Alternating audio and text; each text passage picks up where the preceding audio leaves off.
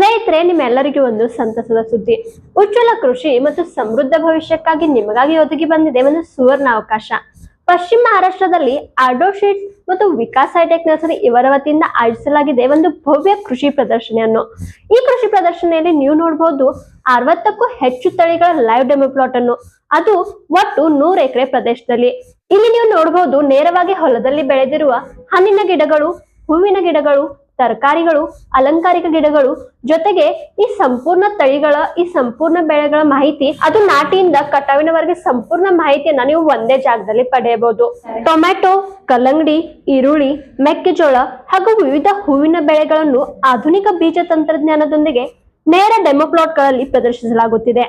ಹೊಸ ತಂತ್ರಜ್ಞಾನ, ಅಧಿಕ ಇಳುವರಿ ನೀಡುವ ತಳಿಗಳು ಮತ್ತು ಆಧುನಿಕ ಕೃಷಿಯ ಪ್ರತ್ಯಕ್ಷ ಅನುಭವ ಪಡೆಯಲು ನಿಮಗಾಗಿ ಇದು ಉತ್ತಮ ಅವಕಾಶ.